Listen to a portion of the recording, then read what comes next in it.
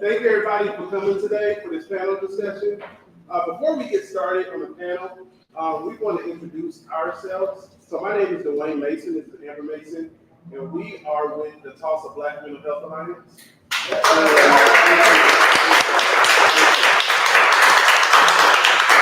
So before we get started, we wanted to just let you guys know just a little bit about the Alliance and what we do. So we're a group of organizations, Black-owned organizations, that focus on mental health.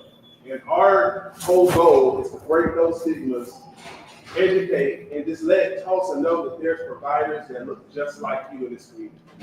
And that will eventually help this mental health conspiracy that's going on here in Tulsa. Okay, so we thank you.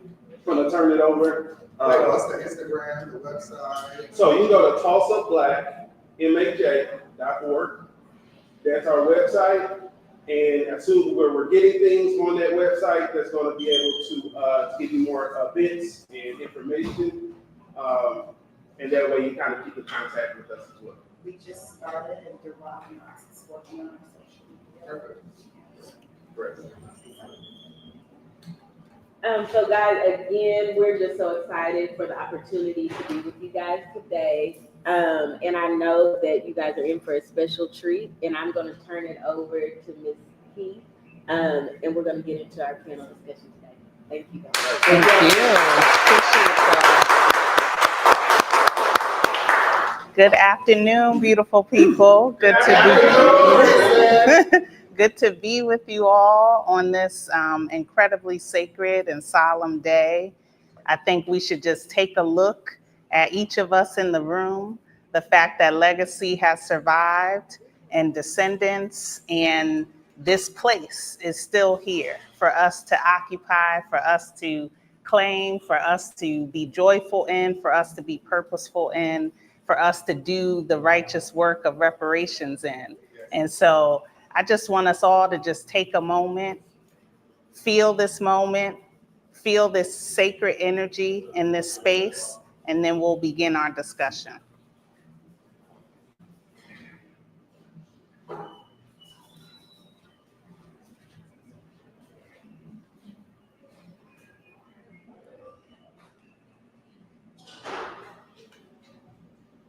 Thank y'all. Thank you so much. Big ups to the Terrence Crutcher Foundation, led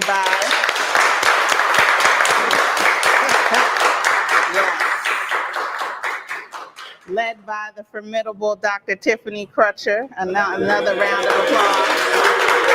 Right. I mean, an anchor in this community, the reason why we were all here today, the reason why we were able to celebrate in the ways that we are today, the reasons why we're able to have purposeful conversations that lead to action in this space. A small but mighty team over at the Terrence Crutcher Foundation. You would not believe that it's just a handful of people pulling off something that brings thousands of people across the country, internationally, into this space. So let's not take for granted the community anchors that we have and the legacies that they keep going for us through it all, in the midst of it all. So grateful to be in the Fulton Street Bookstore, right? On Greenwood, right? On Greenwood Ave in the mix, in the place. Shout out to Onika, who is always creating intentional spaces for us to be together, for there to be community, for there to be a place to educate, to share knowledge in. We have a whole lot of books up in here for sale, right? No day is promised. Take advantage of today. Invest in a Black bookstore and invest in Black Wall Street. We have the Greenwood Art commemoration magazines on your chairs for the free, so make sure you take those home. Very special edition in there, and definitely take the time to go through that. My name is Dreesen Heath. Yes, Dreesen. Yes.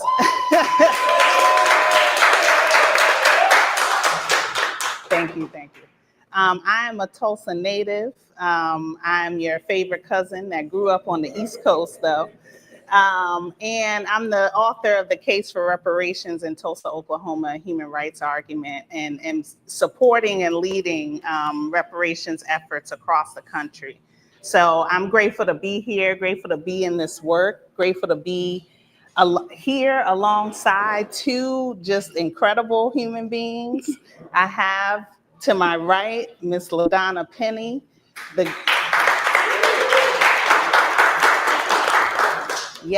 granddaughter of Mother Leslie Benningfield Randall, one of our two known living survivors. Miss LaDonna has traveled across the country with her grandmother. She has been a caretaker to her grandmother.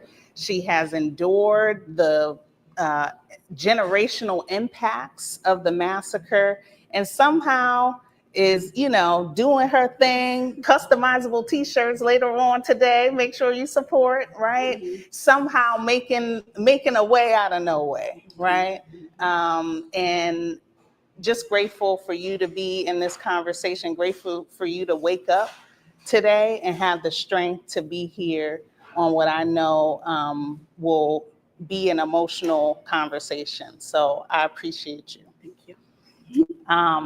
To my left, we got Professor Eric Miller, Attorney Eric Miller in the house, a part of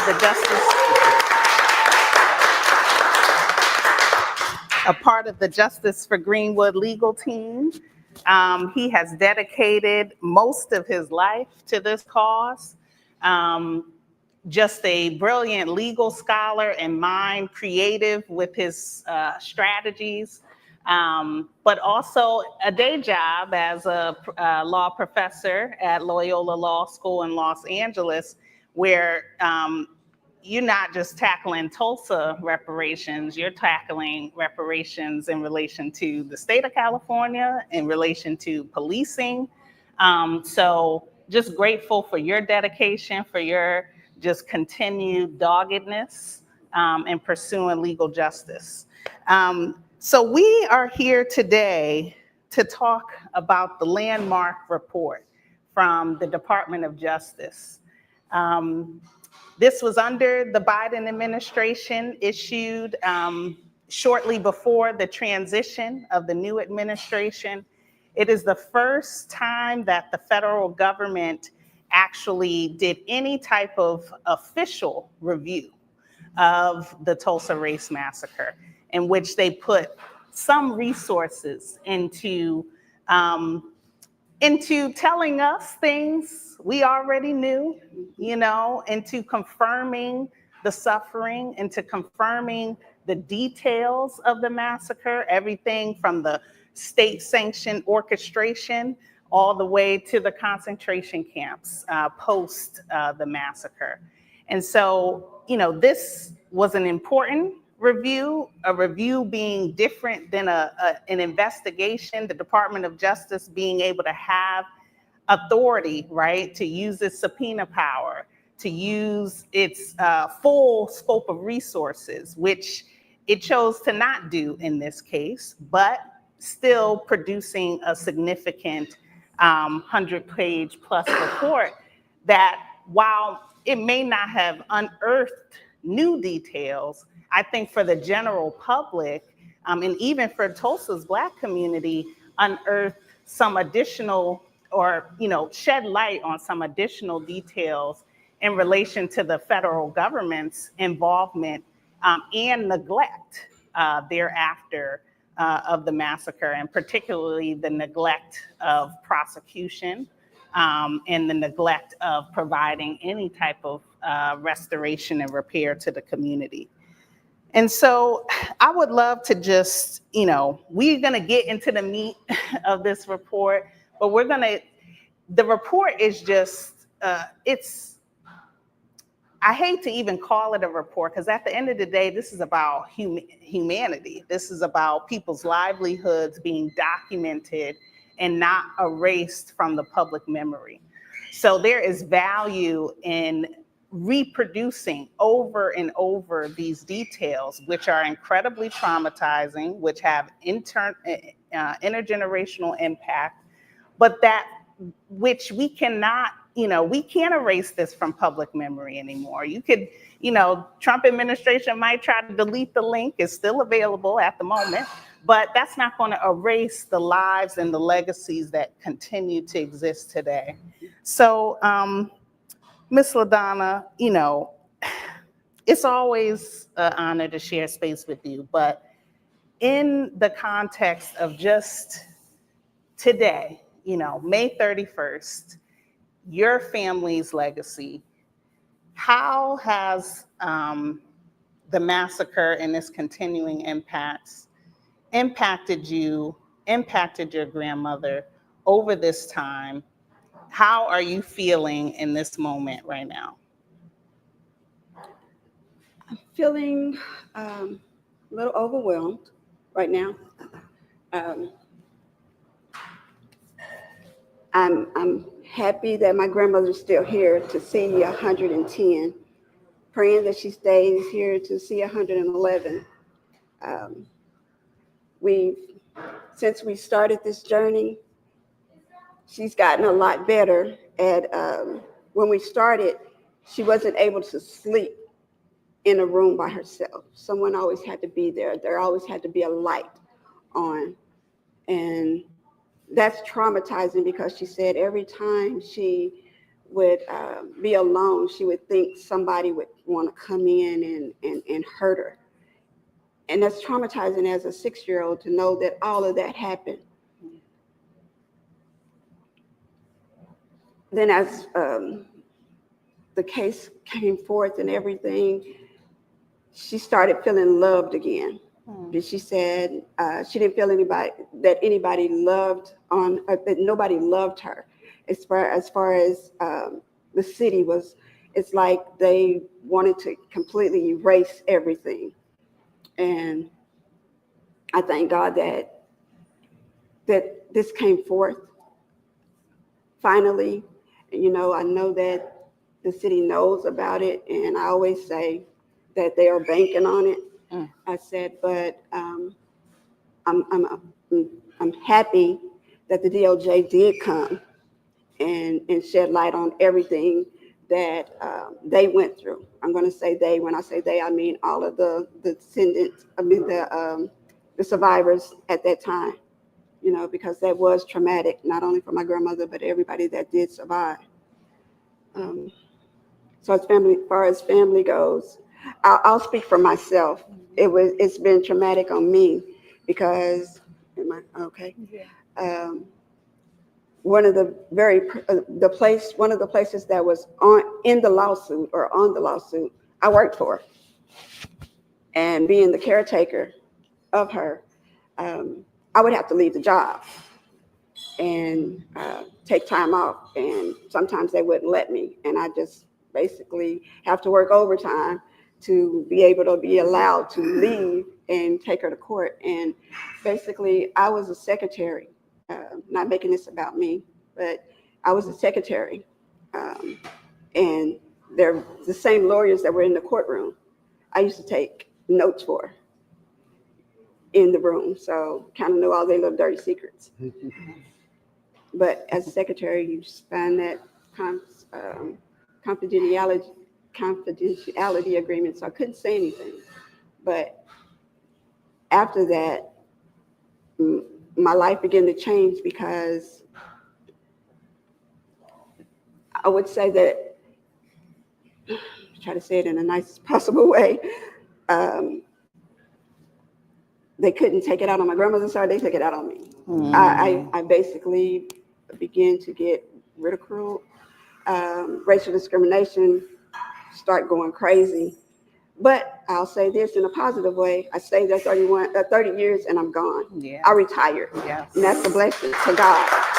And I'm able now to take care of my grandmother full time.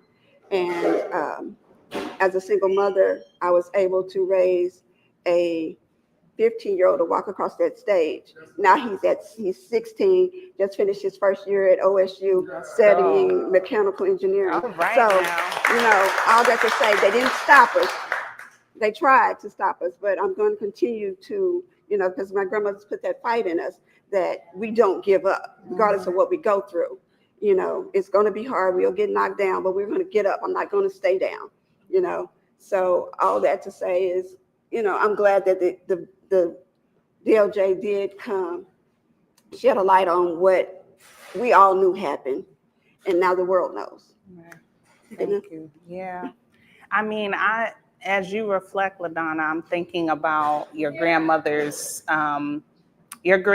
words in the 2001 congressional hearing, where she spoke in front of the world about her pain and about her lived memory. There was a quote where she said, it was like war. White men with guns came and destroyed my community. We couldn't understand why. What did we do to them? We didn't understand. We were just living, but they came and they destroyed everything. And so I hear you acknowledge that DOJ report as, being kind of this affirmation in some way, and confirm everything your grandmother spoke about at that hearing, and where she's been speaking about, for her entire life. But what emotions did that report bring up for you as someone who also had to participate in that process and,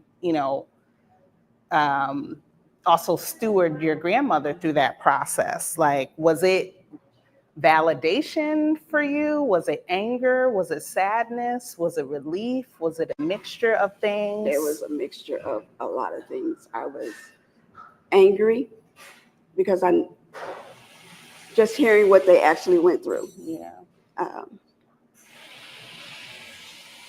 I was happy because it finally came to light.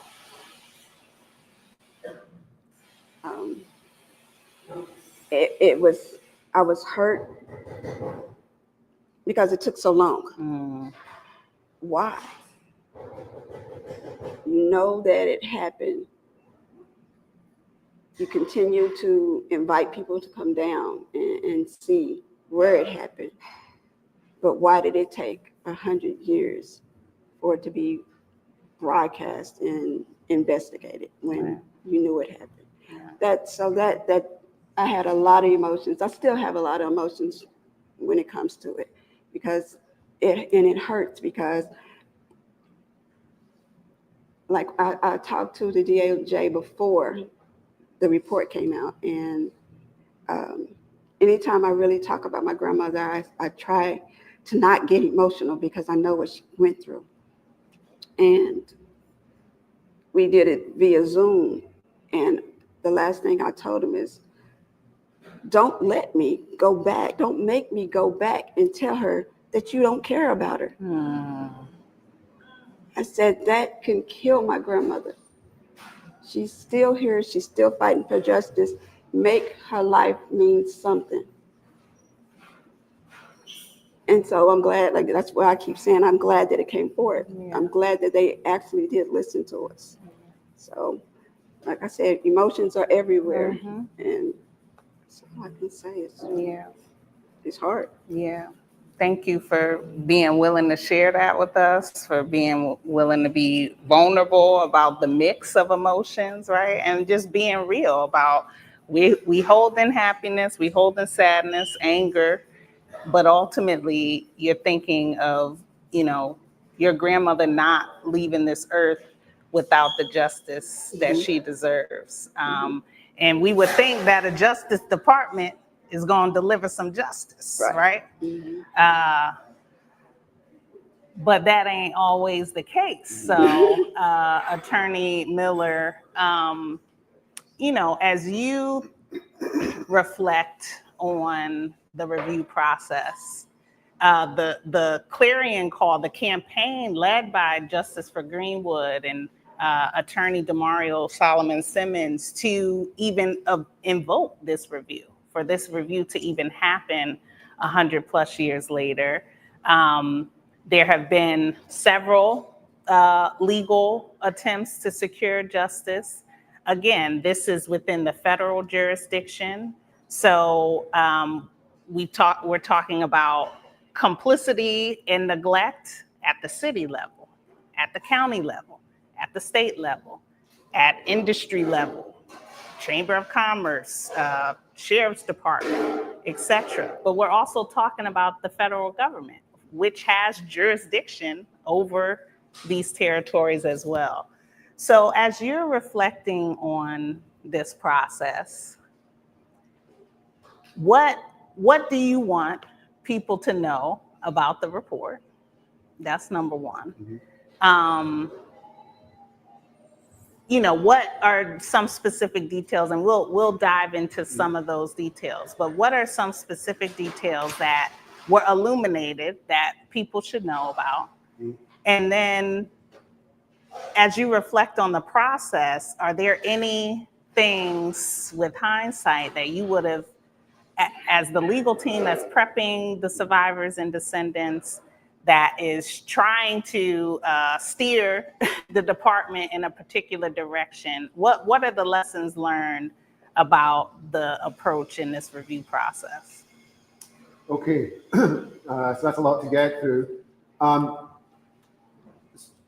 First, I want to start off by saying how appropriate it is that we began by hearing from our mental health team to talk about the need for mental health support, because, and the federal report is emblematic of this, the experience of people in Tulsa, survivors, descendants, Black residents, with regard to the massacre and the history of the massacre and the fact of the massacre, but also Black people in America more generally, has been one of gaslighting.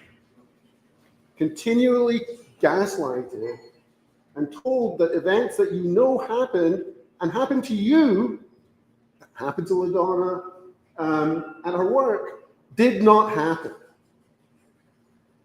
And again, the second part of this infliction of trauma, intergenerational trauma, is Black folks continually being told that they have no right to feel angry and that your only role is to forgive white violence and white misrepresentation of history.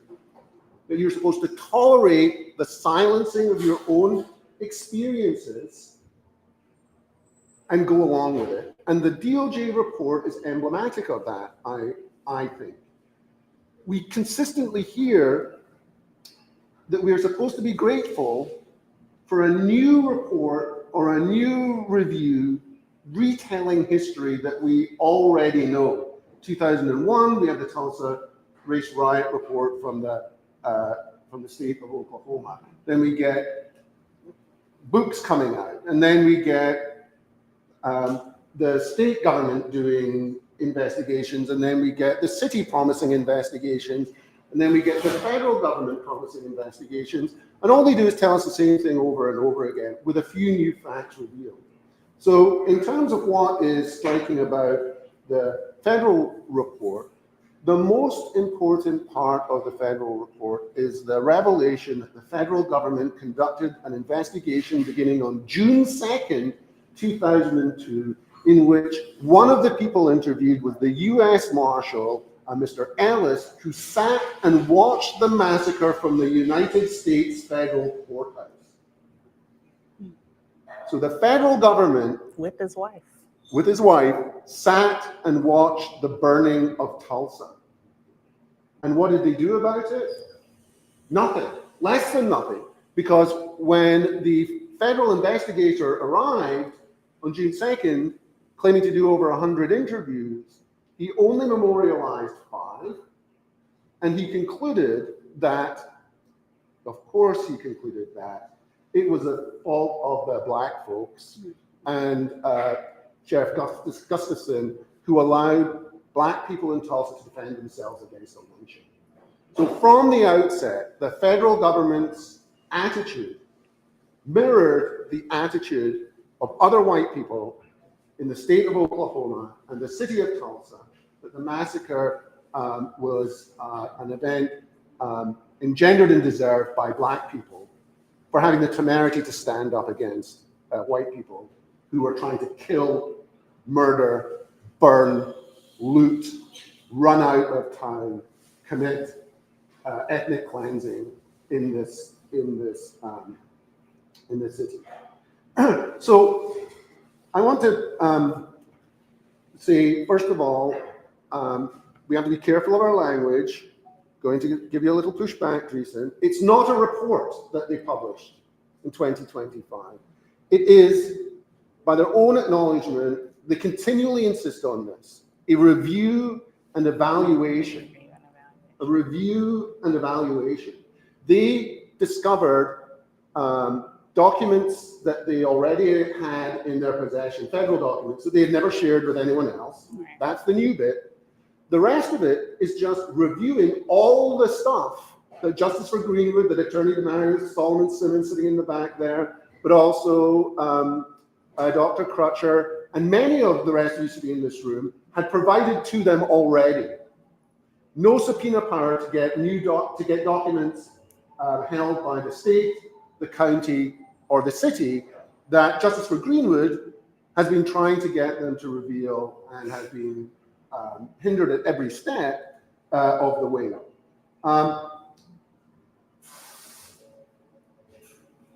We can go into the process, the legal process, but 2 things stand out. 1, the report was written to cover the federal government's ass, pardon my language. It was a CYA report. We hoped for, we asked for, and I should be careful, review and evaluation. It's not a report. We asked for an investigation, where an investigation would look at who perpetrated the massacre and identify individuals who are responsible for killing, burning, looting, engaging in essentially the reintroduction of slavery for 3 days by rounding up people and putting them in camps and forcing them to work for the city. That never happened. Instead, what we got was, to quote the review and evaluation, an attempt to, quote, acknowledge, illuminate, and preserve for history the horrible ordeals of the massacre's victims. Now, as someone who has represented legally over, I think now 170 of the massacre's victims, I am completely, I think it's one of the most important things we can do is reveal what happened to the victims. But the thing that no one ever wants to do is tell us what happened with the perpetrators. Who did the killing? Who did the looting? Who did the massacring? Name them. Because those people still hold power in the state, in this county, in this city today. And their willingness to cover that up is part of the way they gaslight and traumatize the current residents of Tulsa, but also the descendants and survivors.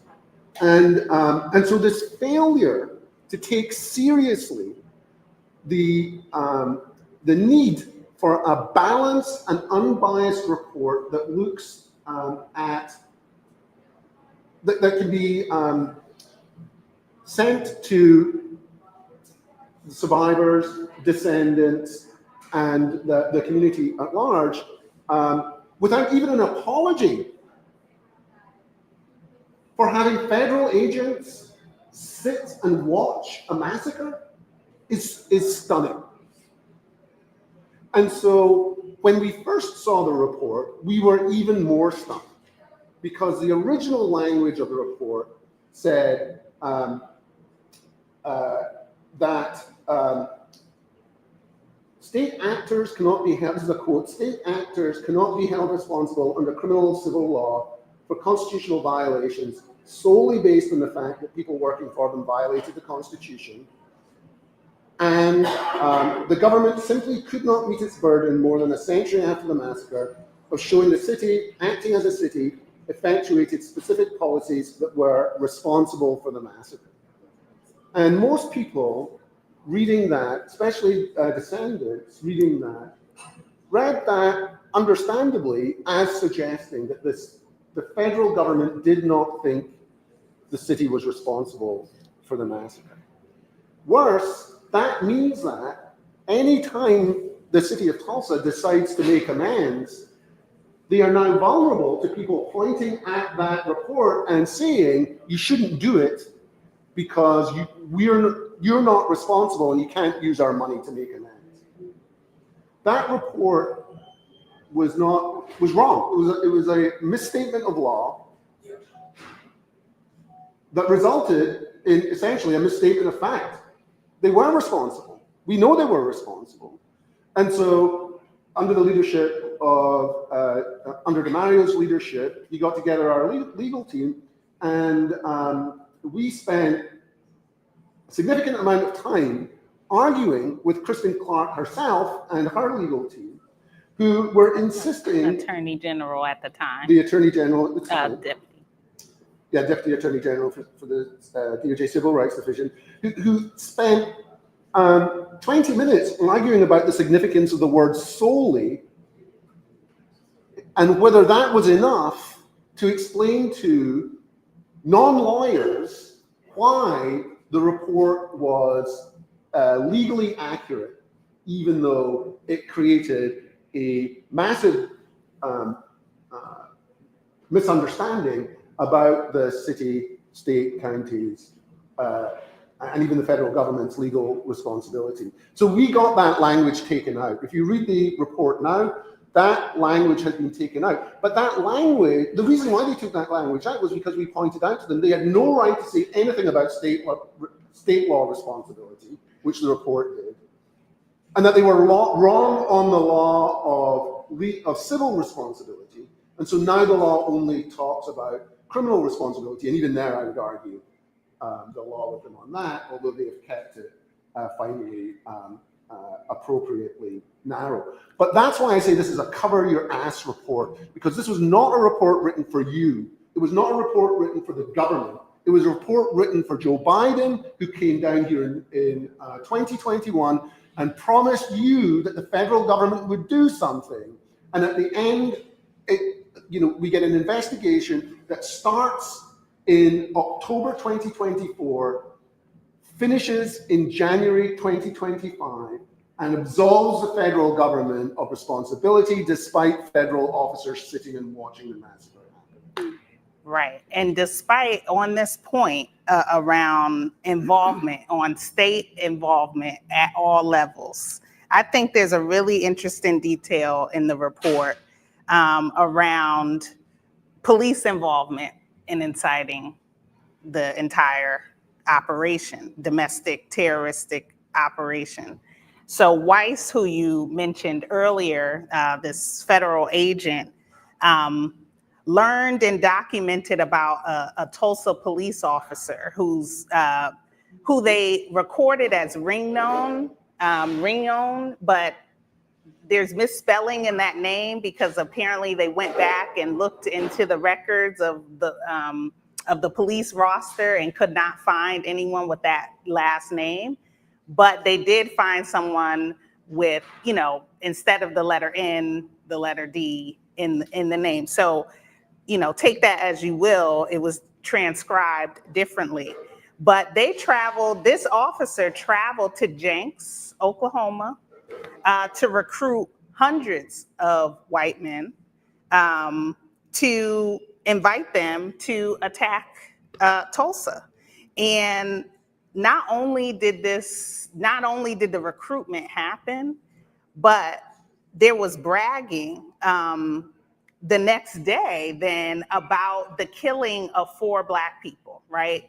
So this is, you have multiple witness accounts being able to attest to this officer telling them, I just killed 4 Negroes, right? So this is the type of just explicit violence that ain't no misunderstanding about state violence. It's nothing to misunderstand. It's been documented at multiple levels, state and reproduced federally. So it is, valiant of you all to even make such a correction, with that report, because, we want documented truth, not the untruths. And we need to hold all levels of government and all entities, private or public, responsible for what they produce and how they document it, how you say it. But you've produced then, DOJ has then produced in their review and evaluation these really, detailed accounts. And so it's just undisputable, which is why the conclusion, is very troublesome to me. Can I piggyback on that? Yes, and if you do piggyback off of that, maybe talk briefly about the destruction of the federal post office. Yeah. So so we argued in 2021, I think it was September of 2021, we had our first interview with Kristen Clark after the survivors sent out a letter in July 2021, immediately after the president's visit here, asking for the federal government to open an investigation, which, to be clear, again, they never did. Review and evaluation, not investigation. And part of the justification for the federal investigation that we pointed out to them was a federal post office was burned to the ground in that in the massacre, which gives them jurisdiction. Fast forward to October 2024, when they come down here, we have Attorney Solomon Simmons, Justice for Greenwood, organize a series of panels and interviews with survivors and historians and members of the original Race Massacre Commission. And 3 members of the original Race Massacre Commission say that there is evidence that they turned up of intercity collusion in which it looks like the massacre was either pre-planned or that people were brought from outside the city to participate in the massacre. The official report says that didn't happen. The official report also says 800 people from Jenks came and participated in the massacre. How can the two be reconciled? So, in 2001 with the original, then called Race Riot report, 2003 in the federal lawsuit, we articulated the idea that bombs were dropped on Greenwood from airplanes, and we were told it didn't happen. Fast forward to 2021, President Biden finally acknowledges that happened. Now we're struggling with the idea that this was a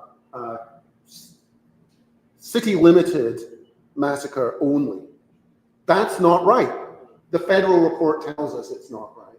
And while we can point to 1/5 of the people that the federal government interviewed at the time, of the interviews recorded at the time, so there's 5 interviews that this guy Alice records, is about bringing people from outside the city to participate in the massacre. What about the 100 other people that he interviewed? He has a statement about a man killing 4 Black people as part of the massacre. Fast forward to now, the report says that it can't be called murder. Why? Because it was police doing it, and we can't be sure that they didn't have that they weren't doing it as part of their law enforcement duties. That's what they told us on the phone call. If that sounds familiar, it should, because that's the justification they gave for shooting Terence Crutcher in the back. Right. So what happened 104 years ago is live. It's not a historical event. It is part of the fabric and texture of the way that the city of Tulsa feels emboldened to deal with its Black citizens and residents now. And the DOJ report had an opportunity to say something powerful about that. And while it did have some important historical parts that revealed the federal government's involvement, it completely dropped the ball on holding the city to account. Why? Because their job was never to hold the city to account. Sorry, I keep saying report, review and evaluation. Their job was never to hold the city to account. Their job was to cover the federal government's behind for their racist failure to investigate in 1921 and their current failure to investigate again in 2021, 2022, 2023, and 2024, and 2025. Yeah. Yes. And so with no accountability, no full justice, no intentional, comprehensive reparations at any level, I'm thinking about, reparations as a process is supposed to be victim-centered, survivor-centered, descendant-centered, right? People impacted, individuals and communities impacted have to determine what the reparation looks like. What is repairing my family's legacy look like? What is restoring the property that was cleared out and devastated look like? What is restoring the loss of education, right? Schools were burned down. What does it look like to restore employment, right? There was a stall in people being employed and then being forced to work for white owners in order to get out the concentration camps. They had to be claimed by a white owner or, somebody that worked for the city, right? These are all calculable losses. And still, as Eric has described, as you have described, Ms. LaDonna, there are continuing impacts, and you feel that continued damage today, and there are new harms being committed today against Black Tulsans, against descendant communities, against the survivors. And that neglect is also a deliberate harm. That is also a form of violence. And so as we think about that, and as we think about this process of what it looks like to restore, what it looks like to repair, Ms. LaDonna, tell us, how you want to see reparation for your grandmother, for you, for your family. What does that look like? If DOJ were to have done its job in its all of its effectiveness and all of its resources, what would the outcomes have looked like for you? What does that full reparation, full restoration, as I hear you say often, restoration and reparation, right? What does that look like for you? For me, and those are my words, restoration and reparations. Basically, I was born and raised in Tulsa, North Tulsa. I remember back when there was a movie theater back there out north. So I think back to when my grandmother was in 1921. I think about all the things that were burnt down and lost. Comparing back then to the wealth that they had to the way North Tulsa is now. I want to see, and I may sound like a broken record, I want to see it built back up. I want to see hospitals back out north. You have them out east, west, south, many out south. You know, I know some people will say, you know, we have urgent care out there. Thank God for that. That is a change. That's a start. But we need a actual hospital. Give us back what we lost. I'm gonna say we, because it was our people, Right. our ancestors. Give us back that. Give us back. You know, we do have Oasis as a grocery store. Give us more retail. You know, give us more grocery stores with produce. You know, live, fresh nutrition. Yeah. Now it won't be such a food desert. You know, I'm a people person when it comes to it pulls on my heartstring when I go north and there's nothing out there. A lot of the buildings are empty. I just noticed that I went out north the other day and Gilcrease is gone. I didn't even know that it was knocked down. That's prime land. Yeah. For something to be built there. Right. Whether it be a grocery store, a hospital, strip mall, something to help bring back and build some generational wealth. I see that, you know, I know they talk about the crime in North Tulsa. Well, I believe that if people had somewhere to go as far as a job, because there's really no restaurants out there either. You have to either, if you don't have a car, you got to get on a bus and be bussed out to the south side, east side, west side. Well, why not bring some retail out north, and then that way, to me that will cut down on some of the crime. You know, they won't have to be breaking into stuff or anything, or stealing or anything, because they'll have a way or means to build some generational wealth. I know not only that, I mean, and again, I go back to that we do have that urgent care out there. I think it's on 51st, but it's not open 24/7. So, I mean, if that's the case, we need some more urgent cares, not just that one, you know. So back to restoration and reparation, give us back, build it back, and make North Tulsa back to where it used to be. And that's my biggest thing. Like I said, I may sound like a broken record. I am thankful for the little things that they are doing, you know, that has happened so far, but it could be more. Absolutely. It could be more.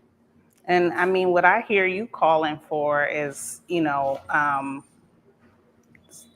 holistic support of the well-being of this community, right? And, you know, the restoring of buildings and property is one thing, but also the restoring of the peoplehood, right? Restoring of the community ties, restoring of your family ties. So many people, you know, I mean, you all have made it a choice to stay nearby, right? I mean, that's not a choice. You know, some descendants, some survivors fled the space, right? And, you know, just you being able to own the space that is your family's legacy is, to me, a part of that restoration as well. I appreciate you articulating those concrete, concrete remedies, but also like, y'all, these things don't exist in North Tulsa, where they pushed all the Black folks after the massacre, right? So people in North Tulsa are not there just by accident, Black folks, right?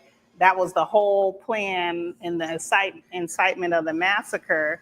You know, the white businessmen and city officials want to claim Greenwood as their industrial site, push everybody out, north, west, you know, east, but mostly in the north, deprived of resources, deprived of, you know, full well-being. Life expectancy rates are lower. You already spoke to nutrition and access to healthcare, right? This requires a holistic approach. And I just appreciate you being willing to continually, open up this wound that has not been fully healed for you, for your grandmother, for your family, for this community. And we honor you, we cherish you. Yes.